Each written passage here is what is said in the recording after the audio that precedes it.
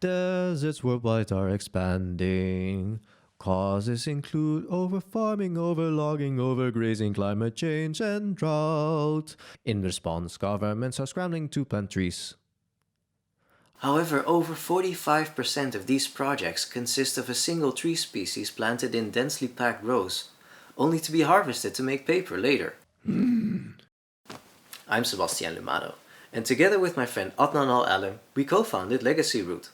We're about restoring diverse, abundant plant communities. We do this by supporting the plants that naturally grow in damaged earth, using solid water. These potassium-based superabsorbent granules trap water in the topsoil in order to keep it hydrated. They also release water directly to the plant's roots, letting them grow up to 15% faster and survive up to 3 times longer without watering. Yet proud as we are of our technology, the main key to plant abundance is ecological succession, the natural process through which eroded soil restores itself. It begins with the very first plants to colonize damaged earth, pioneer species. In the early stage, they're mostly herbs, grasses, and mosses. But though these plants are small, they do some serious lifting. They capture nitrogen, retain water, and attract vital animals and insects, so that gradually other plants can move in to form a new forest. The only downside is that ecological succession takes decades, which is why governments prefer to plant trees in the first place.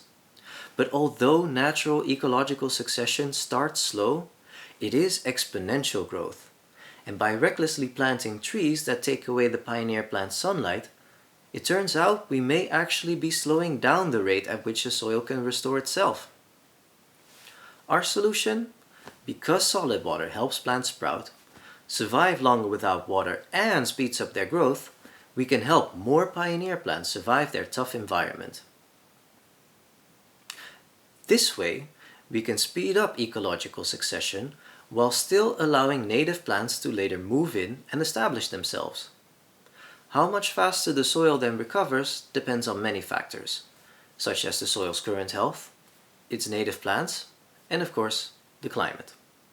But to give you an example of its potential, let's take a look at the Panama Rainforest. There, ecologists found that after just 5 days of no rainfall, more than 40% of pioneer plant species would die. Yet when they watered them, nearly all of them survived into adulthood. Now, solid water can't match daily watering by a trained ecologist. But while people come and go, solid water can stay active in the soil for up to 10 years, depending on the soil's microbial activity.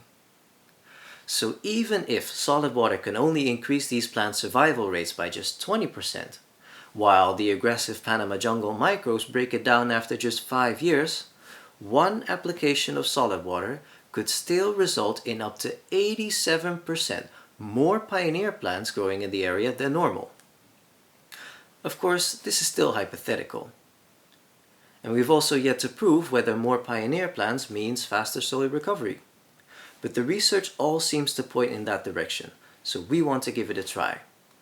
If we manage to reach €65,000, we can set up a formal experiment with the Dutch University of Wageningen. Granted, it will be a small experiment, but if successful, may well open up the opportunity for us to try more impactful projects. Should you choose to support us, you too can try solid water. Of course, it's originally meant for deserts, but it's also very useful to have for your own plants. Whether you're away from home a lot, like to grow your own food, have more plants than you have time for, or just tend to forget to water them, like me. Anyway, we hope you'll support us. Once again, we're LegacyRoot. Thank you.